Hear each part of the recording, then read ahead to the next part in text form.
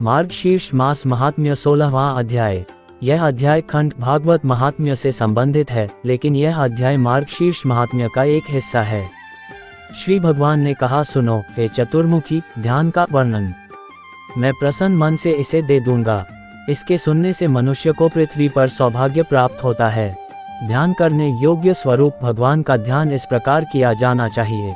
भगवान एक कमल जैसे आसन पर बैठे हैं जो कीमती पत्थरों से सुसज्जित और प्रकाशित स्थान पर रखा गया है। पास ही कल्प वृक्ष चमकते हैं। रत्नजड़ित स्थान एक शानदार पाक से घिरे सुनहरे पृष्ठभूमि वाले मंडप के भीतर चमकता है। उसमें नीलमणि की गहरी नीली चमक है। वह बहुत ही छोटे बच्चे के रूप में है। गुड़ की तरह चमकदार उसकी लंटें उसके चेहरे पर बिखरी हुई हैं। उनका चेहरा मधुमक्खियों के झुंड से घिरे हुए सुंदर पूर्ण विकसित कमल के समान सुंदर है। उनकी आंखें नीले कमल के समान हैं। उसके गाल हिलते कानों की बालियों के कारण चमकते हैं। नाक सुडौल एवं सुंदर होती है। होठ लाल हैं। पूरा चेहरा मुस्कुराहट से भरा है। उनके गले में अनेक आभूषण अपनी आभा बिखेरते हैं। उसकी आंखें कमल के समान हैं। गायों द्वारा उठाए गए धूल के कणों के कारण उनकी छाती धूमिल और भूरे रंग की हो गई है। उसके अंग सुपोषित हैं। वे सोने की तरह चमकते हैं। उसके नितंबों तथा सुंदर पिंडलियों और जांघों के चारों ओर खनकती घंटियों की डोरियां बंधी हुई हैं। वह बंधुजीव फूल की शोभा वाले कमल जैसे जोड़े हाथों और पैरों की उत्कृष्ट चमक से चमकता है। वह हंस रहा है। उनके दाहिने हाथ में दूध की खीर है। उनके बाएं हाथ में ताज़ा शुद्ध मक्खन है। वह आग है जो जला डालती है राक्षसों की भीड़ जो पृथ्वी पर बोझ बन गए हैं। वह पूतना आदि को मारने में लगा हुआ है। भगवान ग्वालों और ग्वालों के समूहों से घिरे हुए हैं। इंद्र आदि द्वारा देवाधिदेव भगवान को प्रणाम। भक्ति से विनम्र होकर उसे सुबह सुबह कृष्ण का स्मरण करके नागों के भगवान के साथ साथ वज्र आदि की पूजा करनी चाहिए। भक्त को उन्हें सफ़ेद कमल के समान मक्खन और दही मिश्रित दूध से प्रसन्न करना चाहिए। जो मनुष्य सदैव आस्था और धर्मपरायणता से युक्त रहता है और जो सदैव सुबह के समय अच्युत की पूजा करता है, वह लंबे समय तक भाग्य की देवी को पूर्ण रूप से प्राप्त कर लेगा और मृत्यु के बाद वह शुद्धतम महान धाम वैकुंठ में जाएगा। हे पुत्र, मंत्र का आरंभ में पहले उल्लेख किया गया है, जिसका नाम श्रीमद् दामोदर है। ये पूरी दुनिया के लिए आकर्षक है। उन लोगों की बात सुने जो इसके उपयोग के हकदार हैं। हे पुत्र, ये सबसे महत्वपूर्ण मंत्र तुम्हें किसी अयोग्य व्यक्ति को नहीं देना चाहिए। जिस रहस्य से शीघ्र सिद्धि प्राप्त होती है, उसकी रक्षा बड़े प्रयत्न से करनी चाहिए। गुरु को ऐसे शिष्य को स्वीकार नहीं करना चाहिए जो निष्क्रिय, गंदा, व्यथित और पाखंड और भ्रम से ग्रस्त हो। वह शिष्य दरिद्र, रोगी, क्रोधी, व्यभिचारी और कामी नहीं होगा। उसे ईर्ष्यालु और दुर्भावनापूर्ण, दुष्ट और वाणी में कठोर नहीं होना चाहिए। उसे ऐसा व्यक्ति नहीं होना चाहिए जिसने अन्यायपूर्वक धन कमाया हो या जो हमेशा दूसरे पुरुषों की पत्नियों के प्रति समर्पित रहता हो। उसे विद्वान के प्रति द्वेष नहीं रखना चाहिए। उसे सदैव अज्ञानी या विद्वान होने का दावा करने वाला व्यक्ति नहीं होना चाहिए। वह ऐसा व्यक्ति नहीं होना चाहिए जो अपने व्रत से भटक गया हो या ऐसा व्यक्ति न हो जिसके पास आजीविका के साधन अस्पष्ट या अनियमित हों। वह मन से निंदक या दुष्ट नहीं होना चाहिए। उसे लालची, अपने कार्यों में क्रूर या दुष्ट मानसिकता वाले लोगों का नेता नहीं होना चाहिए। वह कंजूस, पापी, भयानक या अपने शरण में आने वाले लोगों को आतंकित करने वाला नहीं होना चाहिए। गुरु को ऐसे शिष्य को स्वीकार नहीं करना चाहिए जिसमें ये सभी इनमें से कोई भी लक्षण हो। यदि वह उसे स्वीकार करता है तो उसके दोष पाप गुरु को प्रभावित करेंगे। जिस प्रकार मंत्री का दोष गलतियां राजा पर प्रभाव डालता है, जिस प्रकार पत्नी का दोष पति पर प्रभाव डालता है, उसी प्रकार शिष्य का दोष निसंदेह गुरु पर प्रभाव डालता है। इसलिए गुरु को सदैव शिष्य की परीक्षा लेनी चाहिए और उसके बाद ही उसे स्वीकार करना चाहिए। शिष्य ऐसा होना चाहिए जो मानसिक, मौखिक और शारीरिक रूप से गुरु की सेवा में समर्पित हो। उसे चोरी करने की हद तक नहीं उतरना चाहिए। उसे पवित्र गुणों, विश्वास आदि से संपन्न होना चाहिए। मोक्ष प्राप्त करने का प्रयास करना चाहिए। उसे ब्रह्मचर्य व्रत के प्रति समर्पित रहना चाहिए। उसे सदैव पवित्र संस्कारों के पालन में दृढ़ रहना चाहिए। उसका मन प्रसन्न, आशावादी होना चाहिए। वह पवित्र होना चाहिए और दुष्ट नहीं होना चाहिए। उसका मन अशुद्धियों से मुक्त होना चाहिए। उसे दूसरों की मदद के प्रति समर्पित रहना चाहिए। उसे वैराग्यवान होना चाहिए। उसे ऐसा होना चाहिए जो अपने मन, शरीर, व्यक्तिगत सेवा और धन से गुरु को प्रसन्न करे। हे पुत्र, उसे उन सभी को प्रसन्न करना चाहिए जो उस पर निर्भर हैं और शुद्ध होंगे। गुरु को केवल ऐसे स्वभाव के शिष्य को ही मंत्र देना चाहिए, अन्यथा नहीं। यदि वह अन्यथा निर्देश देगा तो देवताओं का श्राप उस पर पड़ेगा। हे पुत्र, सुनो, मैं गुरु के लक्षणों का भी वर्णन करूंगा। केवल वही व्यक्ति लोगों का गुरु होना चाहिए जो इन विशेषताओं से संपन्न हो।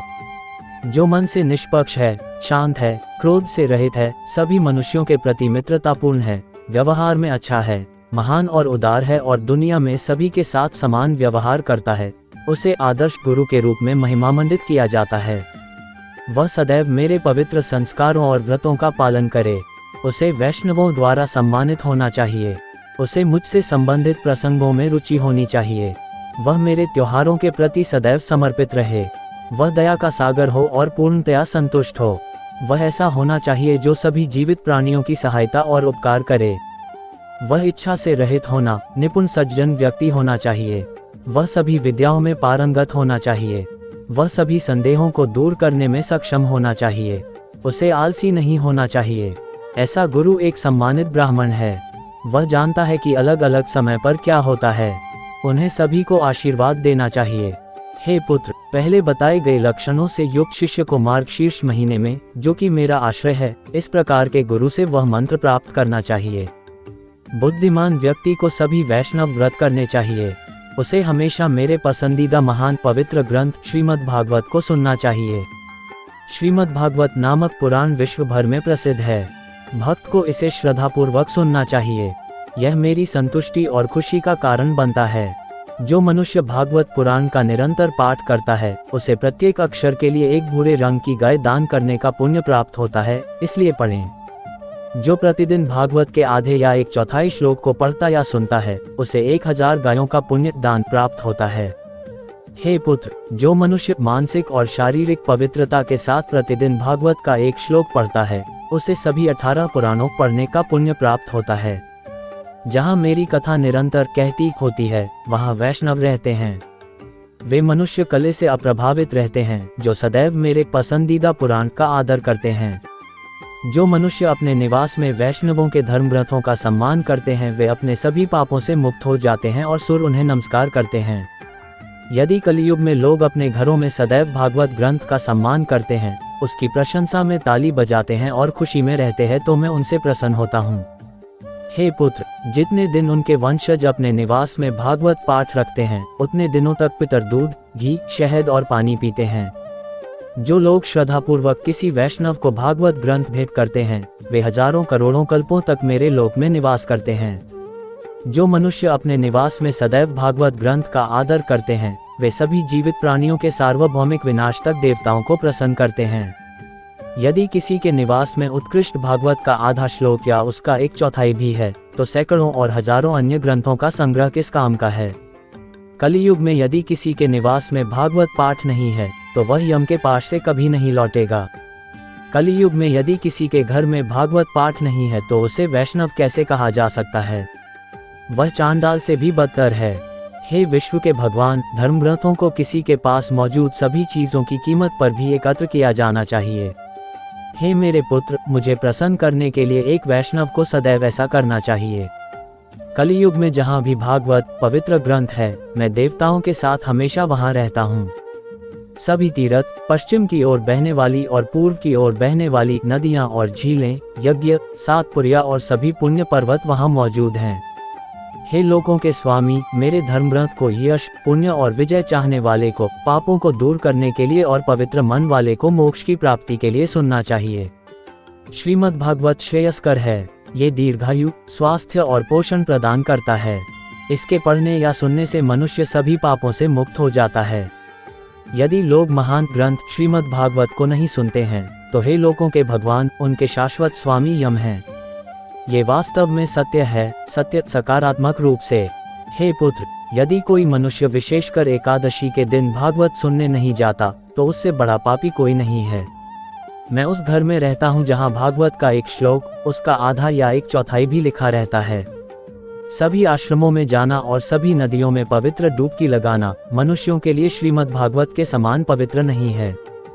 जहाँ भी श्रीमद् भागवत है, हे चतुर्मुखी, मैं उस स्थान पर अपने बछड़े से स्नेह करने वाली गाय की तरह जाता हूँ, जो मेरी कहानियों का वाचक और व्याख्याता है, जो सदैव मेरी कहानियों को सुनने में लगा रहता है और जो मेरी कहानियों को सुनकर मन में प्रसन्न होता है, उस मनुष्य को मैं कभी नहीं त्यागता।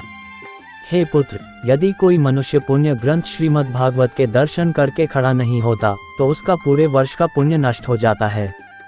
यदि कोई मनुष्य श्रीमद् भागवत को देखकर खड़े होकर उसका सम्मान करता है और उसे प्रणाम करता है, तो उसे देखकर मुझे अतुलनीय आनंद मिलता है। यदि कोई व्यक्ति दूर से भागवत को देखकर प्रसन्नता से उसकी ओर बढ़ता है, तो उसे निस्संदेह ऐसे प्रत्येक कदम के लिए अश्वयज्ञ का पुण्य प्राप्त होगा। यदि कोई मनुष्य उठकर श्रीमद् भागवत को प्रणाम करता है, तो मैं उसे धन, पुत्र, पत्नी और भक्ति प्रदान करता हूँ। यदि मनुष्य श्रद्धापूर्वक श्रीमद् भागवत का श्रवण करते हैं और उसका राजसी आदर करते हैं, तो मैं आसानी से उनके द्वारा जीत लिया जाता हूँ। हे धर्मात्मा, जो मनुष्य मेरे सभी त्योहारों के दौरान महान श्रीमद् भागवत को भक्तिपूर्वक सुनते हैं, वे मुझे बहुत प्रसन्न करते हैं। वे मुझे वस्त्र, आभूषण, फूल, धूप, दीप और उपहारों से वैसे ही जीत लेते हैं जैसे एक अच्छी पत्नी एक अच्छे पति को जीत लेती है। नारायण भगवान की जय।